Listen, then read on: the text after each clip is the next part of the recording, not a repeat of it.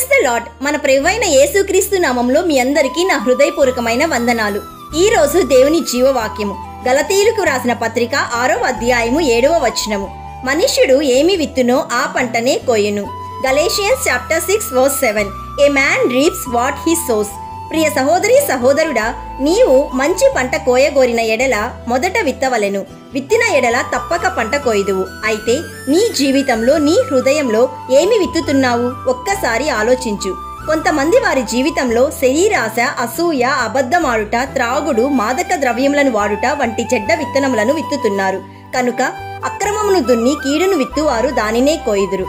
మరికొందరు వారమంతయు తమ ఇష్టానుసారముగా చెడు విత్తనములను విత్తిన తరువాత ఆదివారం ఉదయం చర్చికి వచ్చి ఆ చెడు ప్రభావములు మొలకెత్తకూడదని ప్రార్థిస్తారు. అయితే దేవుని వాక్యం సెలవిస్తుంది, అతిక్రమములను దాచిపెట్టువాడు వర్ధిల్లడు, వాటిని ఒప్పుకొని విడిచిపెట్టువాడు ప్రభు యొక్క కనికరం పొందును. కాబట్టి ఆదివారము చర్చికి వెళ్ళుట మాత్రము చాలునని నీవు తలంచవద్దు. ప్రతిరోజు బైబిల్లో ఏదో ఒక అధ్యాయము చదివి ప్రభువుకు కొంచెం సేపు ప్రార్థించుట చాలునని నీవు తలంచవద్దు. పాపము వలన జీతము మరణము. పాపము ఎవరిని విడిచిపెట్టదు. పాపము నుండి, దుర్నీతుల నుండి, అతిక్రమముల నుండి విడిపించబడుటకు ఒకే ఒక్క మార్గము క్రీస్తు శిలువ యొద్ద నిన్ను నీవు సమర్పించుకోవటమే. So my dear friend, one who sows righteousness reaps a sure award.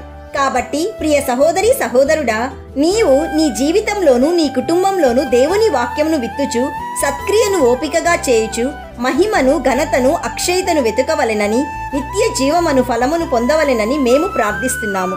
ప్రార్థన చేసుకుందాం, ఏకీభవించండి. ప్రభువైన యేసయ్య, ఈరోజు మాకిచ్చిన జీవవాక్యమును బట్టి నిన్ను స్తుతిస్తున్నాము. తండ్రి, మేము ఆత్మ యందు విత్తబడి నిత్య జీవమను పంటను కోయుటకు కృప దయచేయమని బ్రతిమాలుచున్నాము. ఈ రోజు జీవవాక్యం వింటున్న ప్రతి ఒక్కరూ వారి కుటుంబాలు, ఉద్యోగం, వ్యాపారం, పరిచర్య నీలో ఫలించాలని జ్యోతిర్మయుడైన యేసయ్య నామంలో అడుగుచున్నాము తండ్రి. ఆమెన్. God bless you.